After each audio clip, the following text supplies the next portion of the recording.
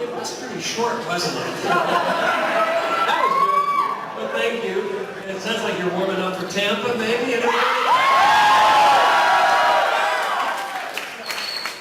Somebody asked me whether I was going to speak there. Well, I'll be speaking my mind. Exactly where we don't know, but we will be heard.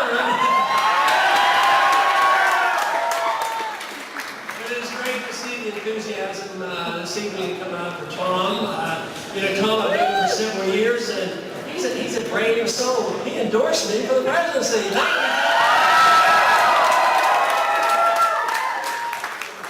That is wonderful, and I've gotten to know Tom, and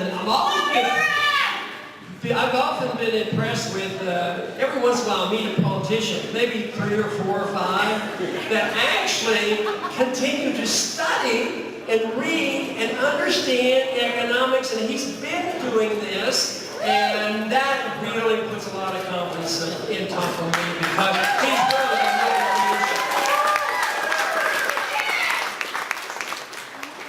motivation. That is pretty important. Most people in Washington don't have the biggest idea what it even means to have sound economic policies. They just, it's sort of a gut thing. But the real tragedy is there's been three economists over the last century that had a great deal of influence. One was Keynes. And then there was another person that influenced more people, more college students than anybody else in this country. His name was Paul Samuelson. Samuelson wrote the textbook that most anybody graduated from any average college have been exposed to. But he is the one that in 1989 he made the very, very bold statement that it looked like communism was really working good, and it's been verified that all those critics of communism are absolutely wrong. Of course, between 1989 and the year 1991, communism was proved to be a total failure. So, of course, now today all you have to do is pick up your weekly newspaper, and you will, daily newspaper, you'll be reading by Paul Krugman. Paul Krugman's another one. Now, it happens that most people in Washington, get influenced by individuals like that. But the individual in Washington, I bump into him now and then, that has been most influenced by that school of thought. I think his name is Ben something. Ben Bernanke. But ideas do have consequences, and that's why I'm so delighted to be a strong supporter for Tom and appreciate his friendship and appreciate all his work. And you need to keep him in the Senate, and you need to get his support.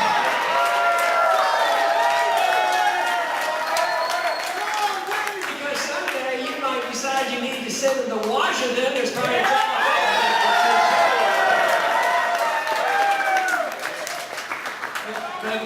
Things are definitely changing. There is a revolution going on, and it's not narrow, it's not just in the Republican circles, it's not just in America, but worldwide there is proof of failure of communism, and right now what we're witnessing today in these last 5 years is the failure of Keynesianism, failure of central banking, failure of fiat money, and all they have to show for all these years of all these promises is debt.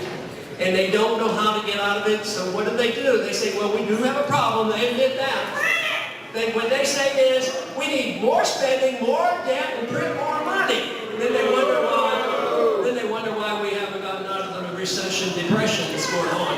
I believe we're in a depression. If everybody who was suffering from a low income or loss of income and lower standard of living and being on the dole, I'll tell you what, it's probably many more dependent on this system and on government than there was even in the Depression. So unemployment rates, even measured by the free market economists, is closer to 23%. But we have a lot of people, a huge number, 46 million people taking food stamps, and that number is growing exponentially. We have a lot of people still get disability or unemployment benefits, and then after a year or two, they get bumped off. And guess what has exploded? The disability insurance. So they go from unemployment to disability. There's more people on disability right now, but they had been on unemployment. So this this is limited. That's the whole point. That is the message. This system is limited. The people know it, and they're concerned about it, but they just haven't put it all together what the solution is. But the solution is not difficult. If you have one thing that you could do that would solve all the problems, is send only individuals to Washington, D.C. that actually read and believed and followed their oath of office to follow the Constitution.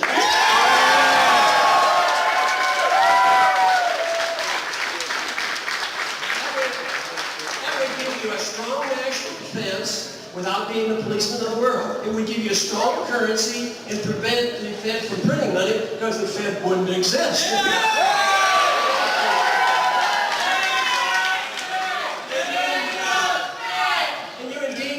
Protection of civil liberties. And this is what the founders believed in, limited government. And they knew if you believed in liberty and you understood this as a God-given right, that it is personal liberty, but it's also economic liberty. And I've complained so often and tried to make this point that in the last 100 years, we've divided ourselves. And we are divided into one category that pretends they protect economic liberty, and the other side pretends they protect personal liberty.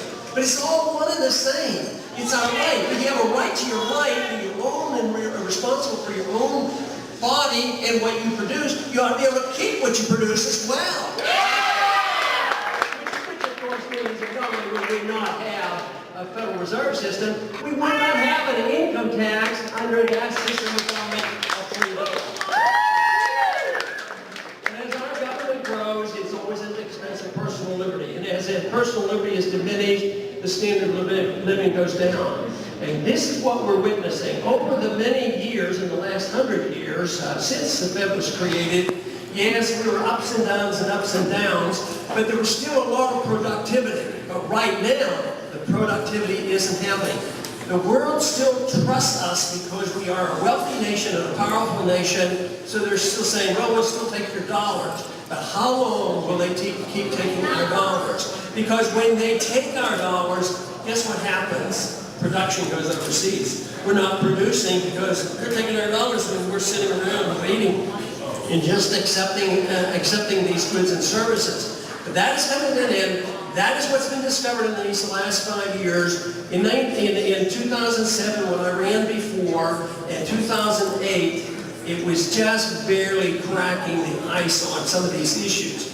But it's dramatically different now. People are aware that they're sick and tired of all those wars overseas too and all the waste going on in the world.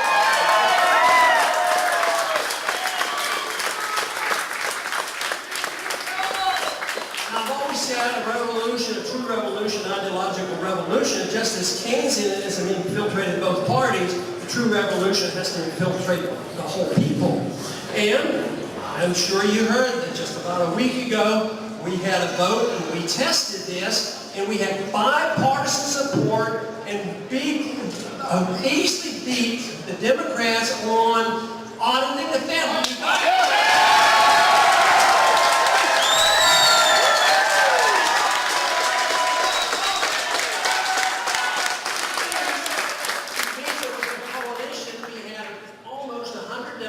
Vote for it, along with all the Republicans in step one. So this was not done because all of a sudden they had all studied Austrian economics in Washington. They haven't been doing this.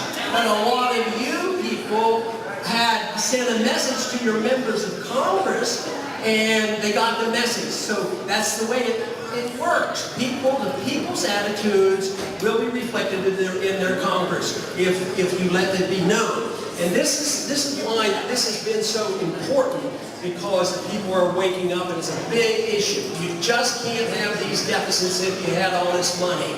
If you had all this money, you'd have to tax the people and the people would rebel. It's so deceitful, because what they do is they finance big government, the immediate payment doesn't come due until later, and then the people who suffer, nobody can identify them because it's usually the middle class and the poor, and they suffer, they lose their jobs. The system we have today is so biased against the middle class, and it's such a rip-off. And people in Washington that promote these programs on both sides of the aisle are always doing wanted to take care of the people, take care of the people. At the same time, they'll have housing programs. Make sure everybody has a house. That is a good idea. Have a maximum number of people have a house. And wasn't it wonderful? People were buying their houses and going up in value, they could borrow even more money. But when the bubble burst, which was a predictable event, guess who got bailed out? The people who were running the derivatives market, making billions and billions of dollars. The people in Fannie Mae and Freddie Mac, they got the bailouts. And guess what? The people who were supposed to be helped, the people who were supposed to get their houses, they lost their jobs and they lost their houses. But this evidence now is becoming very, very clear. So we're in a stage now where the more people discover there's a problem, they're going to say, well, what do we replace it with? Well, we know what we want to replace it with. With constitution and sound money and free markets and property rights, that's what we want to replace it with.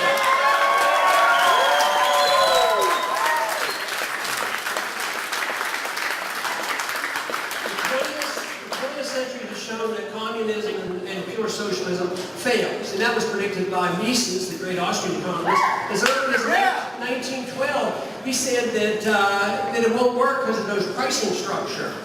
But it's also said that this system would fail too, and that is what's happening. So what will it be replaced with? Will we win automatically? Absolutely not. It will not be automatic. Do we have a good chance under today's conditions? I would say we have an excellent chance. We have the momentum. We have morality on our side. We have the Constitution on our side. We have American traditions on our side. But those who will challenge us will be more fascism. That is, big business and big government going to band together, and you'll hear it all the time. We've got to be partners with big business and big labor and all that stuff. So that is, as long as they send the contracts to the businessmen and they're the insiders on the banking system, that is big business and government. And those are the individuals that we have to worry about. And now we are becoming more militaristic against our own people. I mean, this current president we have now actually believes it's no big deal that he has the right to assassinate American citizens. No charges, no trial, no whatsoever. Secret prisons. It's been going on for 10 years now, and we are losing our rights of privacy. We're losing our rights in our court system, and this is a bad sign. But I'll tell you what, in my last 5 years, even in the last year, regardless of exactly what happens in Tampa, I'll tell you what, there's room to be very pleased and very proud of what you have been doing in the freedom movement, because we are gaining strength. We have gained strength in the universities and the young people.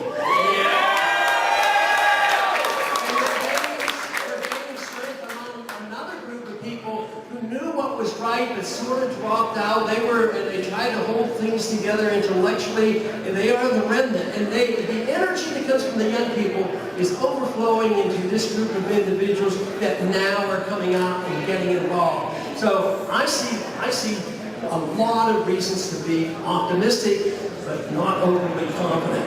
So this is the reason why we have to keep a lot of good people in government and encourage more, and I think this is happening. We just have numerous people around the country. And it's also the reason that I've met Tom Davis, and he got pretty excited about what's happening here.